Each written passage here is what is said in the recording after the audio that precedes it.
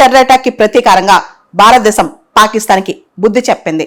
ఈ తెల్లవారుజామున 1:44 భారతదేశం పాకిస్తాన్ లోని టెర్రర్ క్యాంప్స్ మీద ప్రిసిషన్ అటాక్స్ చేసింది.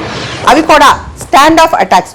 వాళ్ళ టెరిటరీలోకి ఎంటర్ కాకుండా మనం ఇక్కడి నుంచే స్కాల్ప్ అండ్ హ్యామర్ మిసైల్స్ తో వాళ్ళని అటాక్ చేశాం. సివిలియన్స్ ని అటాక్ చేయలేదు, మిలిటరీ పీపుల్ అటాక్ చేయలేదు, ఎవరిని చేయలేదు. కేవలం టెర్రర్ క్యాంప్స్ నే అటాక్ చేశాం అనమాట. అది కూడా జైషే మొహమ్మద్, లష్కర్ ఈ తోయిబా ఆ టెర్రర్ క్యాంప్స్, ట్రైనింగ్ క్యాంప్స్ ఏవైతే ఉన్నాయో వాటినే మనం అటాక్ చేశాం. దీనిలో మొత్తం 9 టార్గెట్స్ లో అటాక్ చేశాం.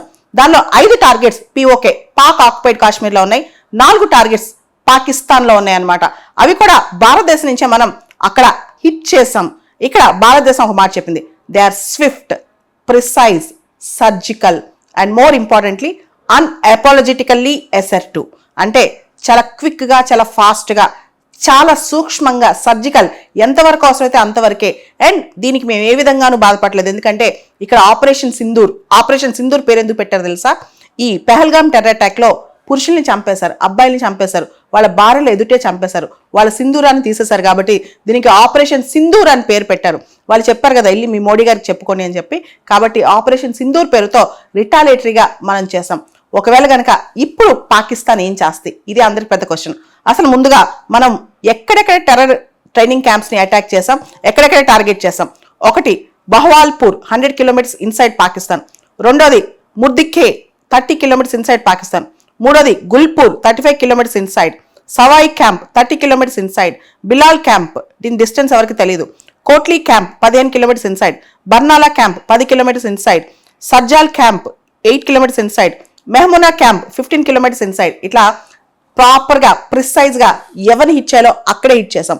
దానిలో కూడా మనం స్టాండ్ ఆఫ్ వెపన్స్ వాడాం. అంటే ఇవి డైరెక్ట్గా వెళ్ళి ఏదైతే టార్గెట్ ఉందో అక్కడే ఉంటే అది భారతదేశం నుంచే మనం ఆపరేట్ చేసాం. వాళ్ళ దేశంలోకి మన సైన్యాన్ని పంపించలా. ఇక్కడ ఈ స్ట్రైక్స్ యొక్క స్పెషాలిటీ ఏంటంటే ఇవి చాలా ప్రిసిషన్ స్ట్రైక్స్ అనమాట. చాలా సూక్ష్మంగా, జాగ్రత్తగా వెళ్ళిన ప్రిసిషన్ మరియు సర్జికల్ స్ట్రైక్స్. ఎవరు మన ఆర్మీ, నేవీ, ఎయిర్ ఫోర్స్ ముగ్గురు కోఆర్డినేషన్తో చేశారంట. నీట్గా ప్లాన్ చేసుకుని వాళ్ళ టెరిటరీలోకి వెళ్లకుండా, వాళ్ళ మిలిటరీ వాళ్ళని కానీ, వాళ్ళ సివిలియన్స్ కానీ ఎవరిని అటాక్ చేయకుండా ఓన్లీ టెర్రర్ క్యాంప్స్, టెర్రర్ హైడౌట్స్ మీదే అటాక్ చేశారు. అదే ఆపరేషన్ సింధూర్ అనమాట. ఇప్పుడు పాకిస్తాన్ ముందున్న ఆప్షన్స్ ఏంటి? పాకిస్తాన్ దీనికి కౌంటర్ అటాక్ చేస్తా. అయితే ఎవరిని చేస్తే? మన దగ్గర టెర్రర్ క్యాంప్స్ లేవు కదా, మనం ఎలా వాళ్ళలాగా టెర్రర్ క్యాంప్స్ రన్ చేయలేదు కదా. మన మిలిటరీ వాళ్ళని అటాక్ చేయాలి, లేదా మన సివిలియన్స్ని అటాక్ చేయాలి. ఒకవేళ అలా అటాక్ చేస్తే అది ఫుల్ స్కేల్ వార్ అవుతుంది. లేదా పాకిస్తాన్కి ఉన్న రెండో ఆప్షన్, ఆల్రెడీ తప్పు చేసింది కాబట్టి, ఈ లష్కర్ ఈ తోయిబా, జైషే మొహమ్మద్ వీళ్ళందరికీ సపోర్ట్ చేసింది కాబట్టి కామ్గా కూర్చోవాలి పాకిస్తాన్. ఒకవేళ కనుక పాకిస్తాన్ తిరిగి ప్రతిదాడి చేస్తే కనుక పాకిస్తాన్ గట్టిగానే భారతదేశం బుద్ధి చెప్పుద్ది. ఈ ఆపరేషన్ సింధూర్కి గవర్నమెంట్ ఆఫ్ ఇండియాకి హ్యాట్స్ ఆఫ్ చెప్పొచ్చు.